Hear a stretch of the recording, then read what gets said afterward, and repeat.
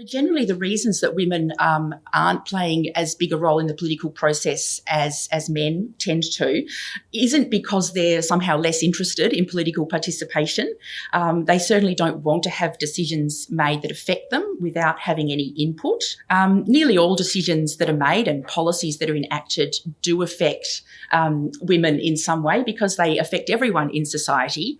But then we also have some decisions that affect women specifically.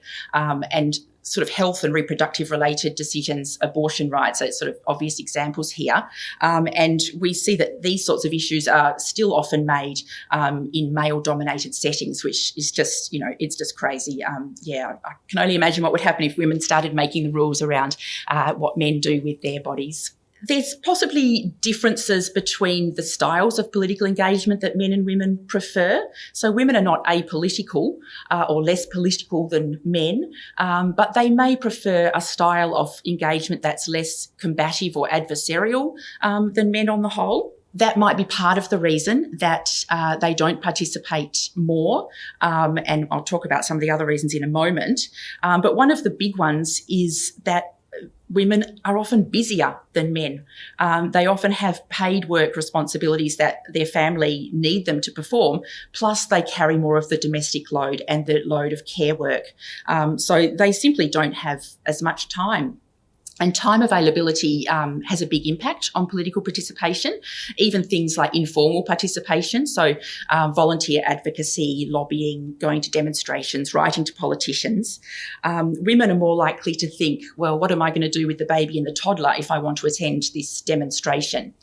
So there's those sort of barriers that are in place at the start that may get in the way of the participation that they would like to be engaging in. Women are also often responding to signals that they're not welcome in the political arena.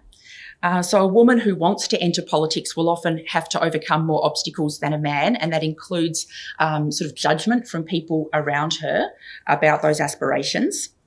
Women are more likely to be made to feel guilty or that they're neglecting their responsibilities on the home front if they want to pursue demanding roles outside the home. And in Australia, more seriously, we've had lots of discussion about somewhere like our federal parliament actually being a very unwelcome and even dangerous place for women to be. So we hear all sorts of reports of bullying and harassment and sexual assault in our federal parliament, and there's other workplaces that experience those problems as well.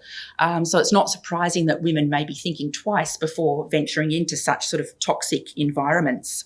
We've also got the issue of the political world, and the same with high pressure government and business roles, being very demanding and very hard to balance with family responsibilities. We've got late night parliamentary sittings, meetings all the time, weekend work, a lot of travel. Not only do women often not have the support to keep things going on the home front while they're undertaking those responsibilities, they may not want to. It may not be, a balancing act that they want to perform. They would rather be doing their roles, in a more comfortable way and a less pressured way. So we've seen this play out in a very practical sense in Australia. Quite recently, we've had MPs such as Kelly O'Dwyer and Kate Ellis resigning from ministerial roles because they can't balance their parliamentary responsibilities with their family responsibilities. Then we've had others such as Julia Banks and Nicole Flint resigning, citing gender-based bullying and intimidation.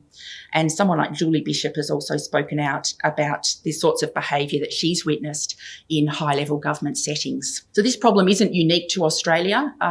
Recently, the UK has also had some talk about women politicians stepping down and citing the gender-based sort of toxicity of the political environment there, experiencing threats and abuse.